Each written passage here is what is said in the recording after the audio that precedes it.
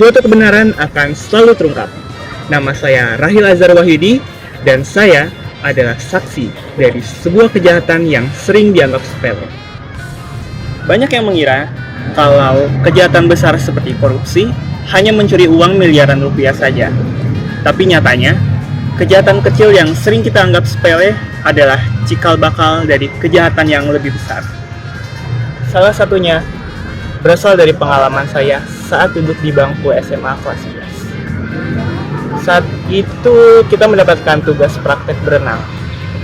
Dan syaratnya pun jelas, membayar tiket 30.000, lalu melakukan praktik renang, dan setelah praktik, nilai yang didapatkan dari guru harus disetorkan kepada guru yang memegang tabel nilai.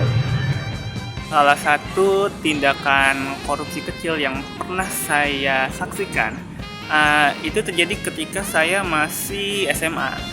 Jadi saat itu kita diberi tugas untuk melakukan praktik renang. Dan sistemnya itu kita akan melakukan praktik renang, lalu akan dinilai oleh guru yang mengawasi. Dan guru yang mengawasi itu akan memberikan nilai kepada murid yang setelah melakukan praktek. Nah, nilai yang telah diberikan itu harus disetorkan kepada guru yang memegang tabel nilai. Namun masih ada saja orang-orang yang hanya ingin mendapatkan nilai secara instan. Jadi ada salah satu teman saya yang dia bayar tiket masuk renang, tapi dia nggak mengambil praktiknya renang bersama guru yang mengawasi. Dia hanya menceburkan dirinya ke kolam renang agar terlihat basah saja, lalu dia menyetorkan langsung nilainya yang dia manipulasi itu kepada guru yang memegang tabel nilai. Tanpa rasa bersalah, dia menyetorkan nilai dia yang dia manipulasi sendiri. Dia menyetorkan nilai 85. Padahal orang-orang yang bersusah payah untuk berenang hanya mendapatkan nilai 80, sementara dia yang nggak melakukan apa-apa malah mendapatkan 80. Mungkin bagi sebagian orang itu hanya kenakalan remaja saja, tapi pada kenyataannya itu adalah cikal bakal dari tindakan yang lebih besar, yaitu korupsi. Dari nilai tersebut, kita bisa belajar kalau ini jelas melanggar 9 nilai anti korupsi. Pertama, yaitu kejujuran. Pelaku hanya berbohong dengan cara hanya membasahi tubuh dia, lalu dia berbohong kepada guru yang memegang nilai. Yang kedua, kerja keras. Di saat yang lain berusaha untuk berenang, dia malah memilih jalan yang lebih instan. Dan yang ketiga, yaitu tanggung jawab.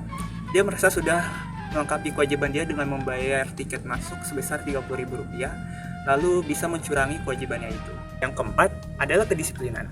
Dia sengaja melompati alur penilaian dan memanipulasi nilai.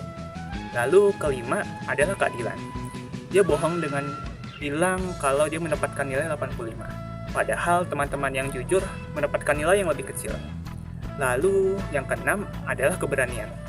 Dia melakukan keberanian di tempat yang salah dengan cara membohongi guru olahraga. Yang ketujuh adalah kemandirian. Dia tidak percaya dengan kemampuan yang dia punya dan memilih cara yang lebih instan. Dan yang ke-8 adalah kesederhanaan. Dia serakah ingin nilai yang lebih tinggi tanpa melakukan usaha sama sekali. Dan yang terakhir adalah kepedulian.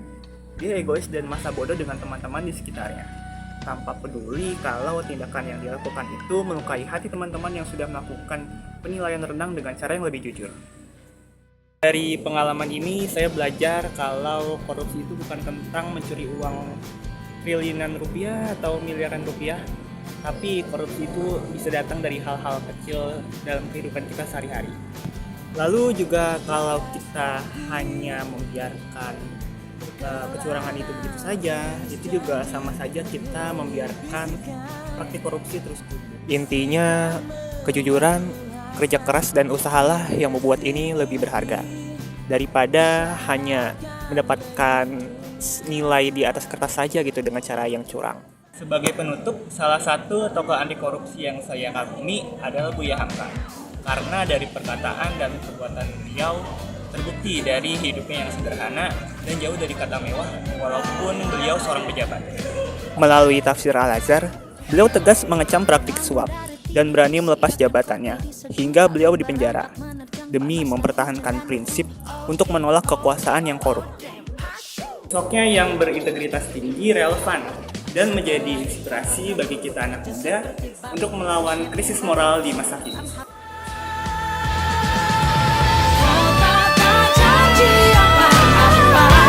Hanya mimpiku yang tinggi, kami tetap datang bekerja pagi hingga pagi.